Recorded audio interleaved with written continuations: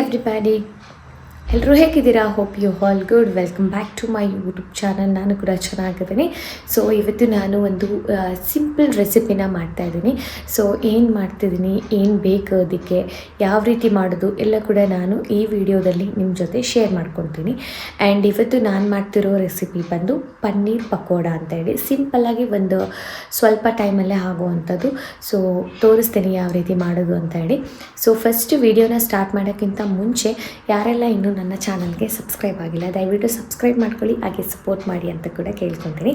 So ಬನ್ನಿ ಏನೇನೆಲ್ಲ ಬೇಕು ಅಂತ ಹೇಳಿ ತೋರಿಸ್ತೀನಿ, ಹಾಗೆ ಯಾವ ರೀತಿ ಮಾಡೋದು ಅಂತ ಕೂಡ ತೋರಿಸ್ತೀನಿ. Come let's start the video. So ಇದಿಷ್ಟು ಪನ್ನೀರ್ನ ತೊಗೊಂಡಿದ್ದೀನಿ. ಇಲ್ಲಿ ಬಂದು 200 ಗ್ರಾಮ್ಸ್ ಇದೆ, ಬಟ್ ನಾನು ಇಲ್ಲಿ 200 ಗ್ರಾಮ್ಸ್ ಫುಲ್ನ ಯೂಸ್ ಮಾಡಲ್ಲ, ಇದರಲ್ಲಿ ಹಾಫ್ ಮಾತ್ರ ಯೂಸ್ ಮಾಡ್ಕೊತೀನಿ. ಇವಾಗ ಇಲ್ಲಿ ಇದಿಷ್ಟು ಪನ್ನೀರ್ನ ತೊಗೊಂಡಿದ್ದೀನಿ, ಇದನ್ನು ಕ್ಯೂಬ್ಸ್ ಆಗಿ ಕಟ್ ಮಾಡ್ಕೊತೀನಿ.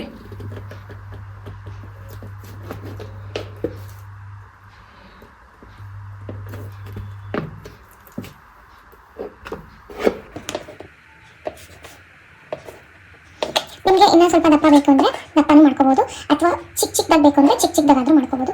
ನಾನು ಸದ್ಯಕ್ಕೆ ಇಷ್ಟಿಷ್ಟು ಮಾಡ್ಕೊತಾ ಇದ್ದೀನಿ.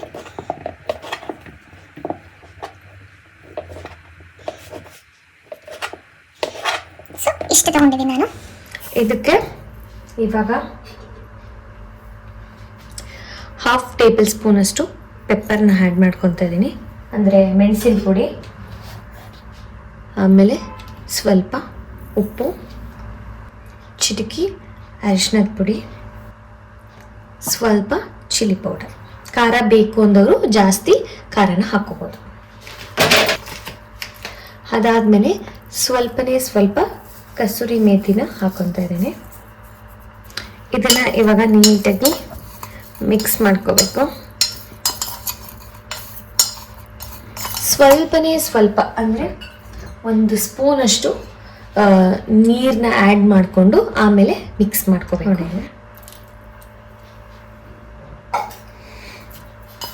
ಇವಾಗ ನೀಟಾಗಿ, ಅಂದರೆ ಈಗ ನಾನ್ ವೆಜ್ ಎಲ್ಲ ಮಾಡುವಾಗ ಯಾವ ಥರ ಮ್ಯಾರಿನೇಟ್ ಮಾಡಿಡ್ತೀರಲ್ಲ, ಸೊ ಅದೇ ಥರ ಇದನ್ನು ಕೂಡ ಮ್ಯಾರಿನೇಟ್ ಮಾಡಿ ಅಟ್ಲೀಸ್ಟ್ ಒಂದು 15 ಮಿನಿಟ್ಸ್ ಇಡಬೇಕು. ತುಂಬ ಜಾಸ್ತಿ ಹೊತ್ತಿಟ್ರೆ, ಅಂದರೆ ಒಂದು ಹಾಫ್ ಆನ್ ಅವರ್ 1 ಅವರ್ ಇಟ್ಟರು ಪರವಾಗಿಲ್ಲ. ಅವಾಗ ಏನಾಗುತ್ತೆ ಅಂದರೆ ಆ ಪನ್ನೀರ್ ಏನಿದೆ ಅದಕ್ಕೆ ಈ ಉಪ್ಪು ಖಾರ ಎಲ್ಲ ಚೆನ್ನಾಗಿ ಹಿಡ್ಕೊಂಡಿರುತ್ತೆ. ಹಾಗಾಗಿ ನಾವು ಎಷ್ಟೊತ್ತು ಇದನ್ನು ಮ್ಯಾರಿನೇಟ್ ಮಾಡಿರ್ತೀವಿ ಅಷ್ಟು ಕೂಡ ಒಳ್ಳೆಯದು. ಸೊ ಇದಿವಾಗ ಕಲಿಸ್ಬಿಟ್ಟು ನಾನು ಒಂದು 20 to 30 ಮಿನಿಟ್ಸ್ ಹಾಗೆ ಇಡ್ತೀನಿ. ನೆಕ್ಸ್ಟ್ ಇಲ್ಲಿ ನಾನು ಒಂದು ಚಿಕ್ಕ ಕಪ್ಪಲ್ಲಿ ಕಡಲೆ ಹಿಟ್ಟನ್ನ ತಗೊತಾ ಇದ್ದೀನಿ. ನೆಕ್ಸ್ಟ್ 1 ಸ್ಪೂನ್ ಅಷ್ಟು ಕಾರ್ನ್ಫ್ಲೋರ್ನ ತಗೊತಾ ಇದ್ದೀನಿ. ಇದು ಚಿಕ್ಕ ಸ್ಪೂನ್ ಆಗಿರೋದ್ರಿಂದ ನಾನು 1.5 ಸ್ಪೂನ್ ತಗೊತೀನಿ. ಮತ್ತು ಅರ್ಧ ಸ್ಪೂನಷ್ಟು ಚಿಲ್ಲಿ ಪೌಡರ್, ಸ್ವಲ್ಪ ಸಾಲ್ಟು, ಸ್ವಲ್ಪ ಚಾಟ್ ಮಸಾಲ, ಸ್ವಲ್ಪ ಗರಂ ಮಸಾಲ, ಇದಿಷ್ಟು ಹಾಕಿ ನೀಟಾಗಿ ಮಿಕ್ಸ್ ಮಾಡ್ಕೋಬೇಕು.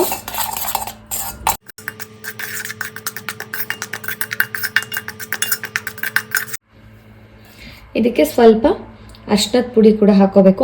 ಅವಾಗಲೇ ಹೇಳೋದು ಮರೆತುಬಿಟ್ಟೆ, ಸ್ವಲ್ಪ ಅರಿಶಿನದ ಪುಡಿ ಕೂಡ ಆ್ಯಡ್ ಮಾಡಿಕೊಂಡು ನೀಟಾಗಿ ಮಿಕ್ಸ್ ಮಾಡ್ಕೋಬೇಕು.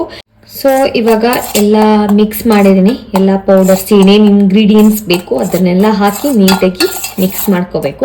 ಅದಾದಮೇಲೆ ಸ್ವಲ್ಪನೇ ನೀರು ಹಾಕ್ಕೊಂಡು ಕಲಿಸ್ಕೋಬೇಕು, ಯಾಕೆಂದರೆ ಚಿಕ್ಕದಾಗಿ ಗಂಟೆಲ್ಲ ಇರಬಾರ್ದಲ್ವ, ಅದಕ್ಕೆ.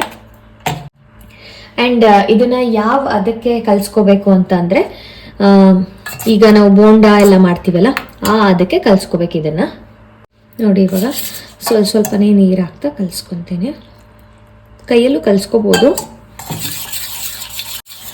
ಕೈಯಲ್ಲಿ ಕಲಿಸಿದ್ರೆ ಆ್ಯಕ್ಚುಲಿ ನೀಟಾಗಿ ಗಂಟು ಏನು ಇಲ್ಲದೆ ಇರೋ ರೀತಿ ನೀಟಾಗಿ ಆಗುತ್ತೆ.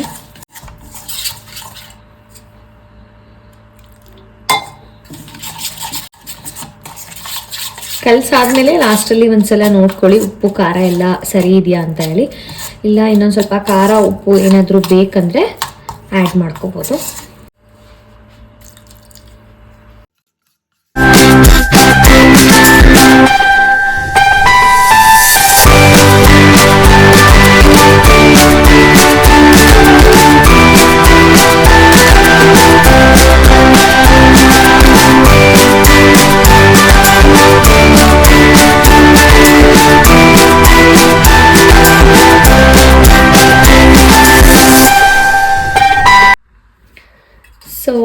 ನೋಡ್ಬೋದು ಇದು ಈ ರೀತಿ ನೀಟಾಗಿ ಈ ಕನ್ಸಿಸ್ಟೆನ್ಸಿಯಲ್ಲಿ ಮಿಕ್ಸ್ ಮಾಡ್ಕೋಬೇಕು. ಅಂದರೆ ಬೋಂಡಾ ಬಜ್ಜಿಗೆ ಮಾಡ್ಕೊತಿರಲ್ಲ ಈ ರೀತಿ, ಹಿಂಗೆ ಜಾಸ್ತಿ ತೆಳು ಕೂಡ ಇರಬಾರ್ದು. ಅದಾದಮೇಲೆ ಆಲ್ರೆಡಿ ಒಂದು 20 ಮಿನಿಟ್ಸ್ ಇದನ್ನು ನೆನೆಸಿಟ್ಟಿದ್ದೆ. ಇವಾಗ ಇದನ್ನು ಇದರೊಳಗೆ ಹಾಕ್ಕೊತೀನಿ ಒಂದೊಂದೇ.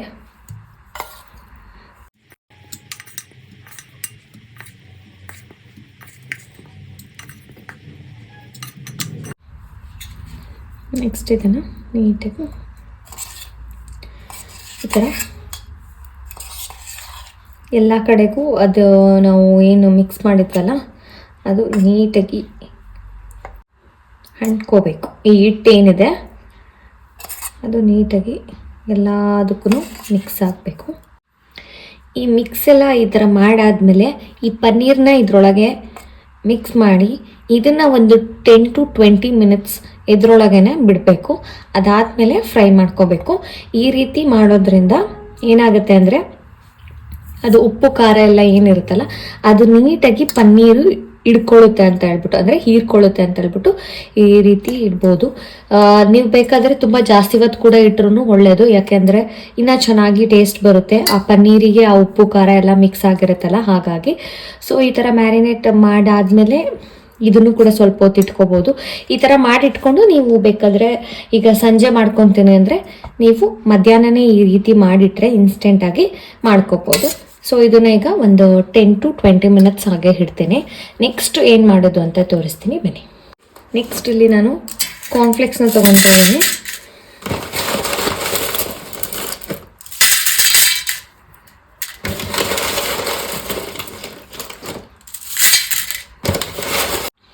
ಇವಾಗ ನಾವು ತೊಗೊಂಡಿರುವಂತಹ ಕಾರ್ನ್ಫ್ಲೆಕ್ಸ್ನ ಪುಡಿ ಮಾಡ್ಕೊಳ್ಳೋಣ. ನೀವು ಅಂದರೆ ಮಿಕ್ಸರ್ ಗ್ರೈಂಡರೆಲ್ಲ ಕೂಡ ಹಾಕ್ಬಿಟ್ಟು ಪುಡಿ ಮಾಡ್ಬೋದು. ಬಟ್ ಅದರಲ್ಲಿ ಪುಡಿ ಮಾಡಿದ್ರೆ ತುಂಬ ನೈಸಿಗೆ ಪುಡಿ ಆಗುತ್ತೆ. ಹಾಗಾಗಿ ನಾನು ಈ ರೀತಿ ಕೈಯಲ್ಲೇ ಪುಡಿ ಮಾಡ್ಕೊಳ್ತೀನಿ. ನೀವು ಕೂಡ ಕೈಯಲ್ಲೇ ಪುಡಿ ಮಾಡ್ಕೊಳ್ಳಿ.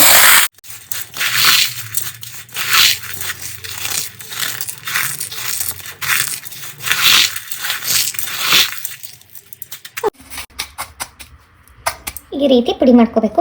ತುಂಬ ನೈಸಗೂ ಪುಡಿ ಮಾಡ್ಕೋಬೇಡಿ, ಸ್ವಲ್ಪ ದಪ್ಪ ದಪ್ಪಾಗಿ ಈ ರೀತಿ ಇರಲಿ. ನೆಕ್ಸ್ಟ್ ಇದು ಕಾರ್ನ್ಫ್ಲೆಕ್ಸ್ ಏನಿದು ಇದನ್ನು ಪುಡಿ ಮಾಡ್ಕೊಂಡಿದ್ನಲ್ಲ ಅದಕ್ಕೆ ಈ ರೆಡಿ ಇಟ್ಕೊಂಡಿದ್ದಂತಹ ಪನ್ನೀರ್ನ ಒಂದೊಂದೇ ಈ ರೀತಿ ತೆಗೆದು ಸ್ಪೂನಲ್ಲಿ ಹಾಕೋಬೇಕು.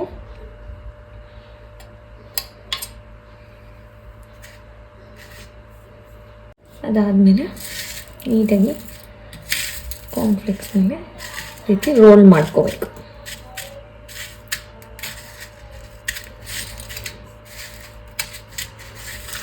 ಫುಲ್ ಎಲ್ಲದನ್ನು ಅದೇ ರೀತಿ ಮಾಡ್ಕೋಬೇಕು. ಈ ರೀತಿ ಮಾಡ್ಕೋಬೇಕು. ಯಾಕೆಂದರೆ ಈ ಥರ ಮಾಡ್ಕೊಳ್ಳೋದ್ರಿಂದ ಆ ಕಾರ್ನ್ಫ್ಲೆಕ್ಸ್ ಏನು ಇದಕ್ಕೆ ಸ್ಟಿಕ್ ಆಗಿರುತ್ತಲ್ಲ, ಅಂದರೆ ಅಂಟ್ಕೊಂಡಿರುತ್ತಲ್ಲ, ಅದು ನಾವು ಆಯಿಲಲ್ಲಿ ಫ್ರೈ ಮಾಡೋಕ್ಕಾಗ್ದಾಗ ಉದ್ರೋಗಲ್ಲ, ಅಂದರೆ ಬಿಟ್ಕೊಳ್ಳಲ್ಲ ಪನ್ನೀರಿಂದ. ಹಾಗಾಗಿ ಈ ರೀತಿ ಮಾಡಿಕೊಂಡು ಎತ್ತಿಟ್ಕೋಬೇಕು. ನೋಡಿ, ಈ ರೀತಿ ಪ್ರತಿಯೊಂದನ್ನು ಇದೇ ರೀತಿ ಮಾಡ್ಕೋಬೇಕು.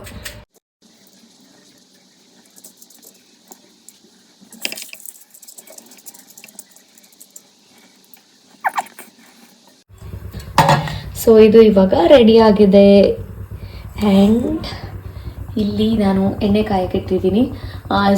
ಸ್ವಲ್ಪ ಹಾಕ್ಕೊಂಡಿದ್ದೀನಿ ಎಣ್ಣೆನ, ಯಾಕೆಂದರೆ ಚಿಕ್ಕದು ಬಾಣಲಿ ಆಗಿರೋದ್ರಿಂದ ಒಂದೊಂದು 2 to 3 ಮಾತ್ರ ಹಾಕಿ ಫ್ರೈ ಮಾಡ್ತೀನಿ. ಸೊ ಎಣ್ಣೆ ಕಾಯ್ದಿದೆ.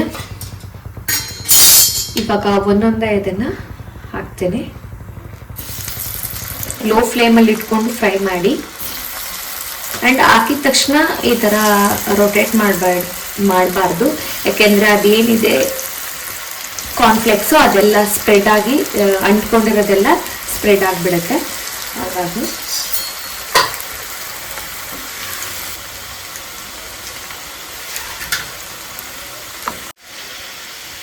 ನೋಡ್ತಿರ್ಬೋದು ಇವಾಗ ಫ್ರೈ ಆಗ್ತಾ ಇದೆ. ನೋಡಿ ಆಲ್ರೆಡಿ ಗೋಲ್ಡನ್ ಕಲರ್ ಬರ್ತಾ ಇದೆ. ಸೊ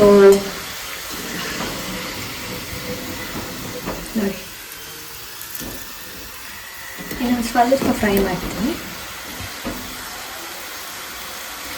ಐ ಥಿಂಕ್ ಸಾಕು ಅನ್ಸುತ್ತೆ ಇಷ್ಟು.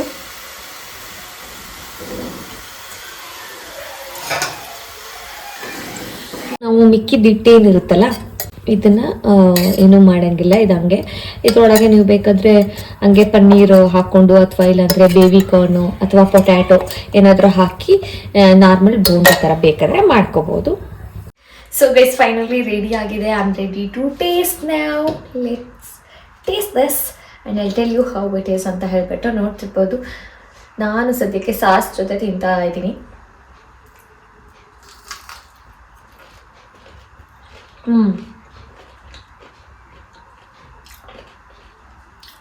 ಖಾರ ಸ್ವಲ್ಪ ಜಾಸ್ತಿ ಆಗಿದೆ, ಇನ್ನೂ ಚೆನ್ನಾಗಿರ್ತಾಯಿತ್ತು. ಬಟ್ ನಾನು ಖಾರ ಸ್ವಲ್ಪ ಕಡಿಮೆ ಹಾಕ್ಕೊಂಡಿದ್ದೀನಿ. ನಿಮಗೆ ಬೇಕಾದರೆ ಖಾರ ಜಾಸ್ತಿ ಹಾಕೋಬೋದು. ಸಖತ್ತಾಗಿದೆ. ಆ್ಯಂಡ್ ಇದು ಮೇಲ್ಗಡೆ ಅದೇನಿರುತ್ತಲ್ಲ ಕ್ರಿಸ್ಪಿನೆಸ್ಸು, ನೀವು ಈ KFCಯಲ್ಲಿ ನೋಡಿರ್ತೀರಲ್ಲ ಚಿಕನ್ ತಿಂತಾರಲ್ಲ, ನಾವಂತೂ ನಾನ್ ವೆಜ್ ತಿನ್ನಲ್ಲ, ಅದರಲ್ಲಿ ಕುರುಮ್ ಅಂತ ಇರುತ್ತಲ್ಲ, ಸೇಮ್ ಅದೇ ಥರ ಇದೆ.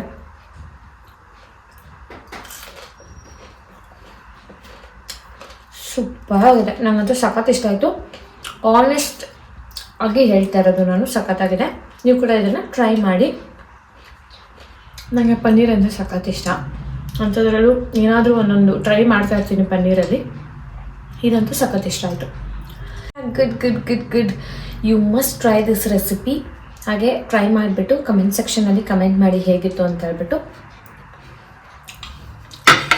That's it for the day. Next ಇನ್ನೊಂದು ಏನಾದರೂ ರೆಸಿಪಿ ಡಿಫ್ರೆಂಟ್ ಆಗಿರೋದನ್ನ ತೋರಿಸ್ತೀನಿ. ಅದಕ್ಕೆ ಬಾಯ್ ಟೇಕ್ ಕೇರ್.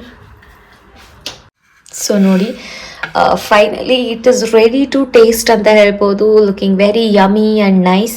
ಆ್ಯಕ್ಚುಲಿ ತುಂಬ ಚೆನ್ನಾಗಿದೆ. ನಾನು ಆಲ್ರೆಡಿ ಟೇಸ್ಟ್ ಮಾಡಿದ್ದೀನಿ. ನಾನಿಲ್ಲಿ ಸಾಸ್ ಜೊತೆ ಸರ್ವ್ ಮಾಡ್ತಾ ಇದ್ದೀನಿ, ಟೊಮ್ಯಾಟೊ ಕೆಚಪ್ ಜೊತೆ. ನೀವು ಬೇಕಾದರೆ ಮೈನೀಸ್ ಜೊತೆ ಅಥವಾ ಸಾಸ್ ಯಾವ್ದು ಇಷ್ಟ ಆಗುತ್ತೆ ಅದ್ರ ಜೊತೆ ನೀವು ಸರ್ವ್ ಮಾಡ್ಕೋಬೋದು. ನನಗಂತೂ ಸಖತ್ ಇಷ್ಟ ಆಯಿತು. ವೆರಿ ಈಸಿ ರೆಸಿಪಿ ಅಂತಲೇ ಹೇಳ್ಬೋದು. You must try this recipe. Especially ಮಕ್ಳಿಗೆ ತುಂಬ ಇಷ್ಟ ಆಗುತ್ತೆ. ಯಾಕಂದರೆ ಈವ್ನಿಂಗ್ ಸ್ನ್ಯಾಕ್ಸ್ ಟೈಮಲ್ಲೆಲ್ಲ ಏನಾದರೂ ಕೇಳ್ತಿರ್ತಾರಲ್ಲ, ಸೊ ಔಟ್ಸೈಡ್ ತಗೊಂಡು ಬಂದು ತಿನ್ನೋಕ್ಕಿಂತ ಮನೆಯಲ್ಲೇ ಈಸಿಯೆಸ್ಟ್ ರೆಸಿಪಿ ಮಾಡಿ ಕೊಡ್ಬೋದು. ಹಾಗೆ ದೊಡ್ಡವರಿಗೂ ಕೂಡ ಇಷ್ಟ ಆಗುತ್ತೆ. ಆ್ಯಂಡ್ ಒನ್ ಮೋರ್ ಥಿಂಗ್ ಏನಂದರೆ, ಇದು ನೀವು ನೋಡ್ತಿದ್ದೀರಲ್ಲ, ಇದು ತುಂಬ ಹೊತ್ತಿಟ್ಟರೆ ಅಥವಾ ಮಾಡಿಟ್ರೆ ಕ್ರಿಸ್ಪಿನೆಸ್ ಹೋಗುತ್ತೆ ಅನ್ನೋದು ಏನೂ ಇರಲ್ಲ. ಕ್ರಿಸ್ಪಿನೆಸ್ ಅದೇ ರೀತಿ ಇರುತ್ತೆ. ಒಳಗಡೆ ಪನ್ನೀರ್ ಇರೋದ್ರಿಂದ ಲೈಕ್ ಏನಾದರೂ ಮೆತ್ತಗಾಗ್ಬಿಡುತ್ತೆ ಹಾಗೆ ಹೀಗೆ ಅಂತ ಏನೂ ಇಲ್ಲ. ಕ್ರಿಸ್ಪಿನೆಸ್ ಹಂಗೆ ಇರುತ್ತೆ. ನಾನು ಓಪನ್ ಮಾಡಿ ತೋರಿಸ್ತೀನಿ ನೋಡಿ. So it is like this. ಚೆನ್ನಾಗಿದೆ. ಸೊ ನೀವು ಕೂಡ ಮನೆಯಲ್ಲಿ ಟ್ರೈ ಮಾಡಿ. ಸೊ ನೋಡಿದ್ರಲ್ಲ, ಈ ರೆಸಿಪಿನ ಯಾವ ರೀತಿ ಮಾಡೋದು ಅಂತ ತೋರಿಸಿದ್ದೀನಿ. ದಯವಿಟ್ಟು ನೀವು ಕೂಡ ಮನೆಯಲ್ಲಿ ಟ್ರೈ ಮಾಡಿ. ಹಾಗೆ ಹೇಗಿತ್ತು ಅಂತ ಕಮೆಂಟ್ ಸೆಕ್ಷನಲ್ಲಿ ಕಮೆಂಟ್ ಮಾಡಿ. ಇವತ್ತಿನ ವ್ಲಾಗ್ ಇಷ್ಟೇ. ಈ ರೆಸಿಪಿ ನಿಮಗೇನಾದರೂ ಇಷ್ಟ ಆಗಿದರೆ ಲೈಕ್ ಮಾಡಿ, ಶೇರ್ ಮಾಡಿ, ಕಮೆಂಟ್ ಮಾಡಿ. ಹಾಗೆ ನನ್ನ ಚಾನೆಲ್ಗೆ ಸಬ್ಸ್ಕ್ರೈಬ್ ಮಾಡೋದನ್ನ ಮಾತ್ರ ಮರಿಬೇಡಿ.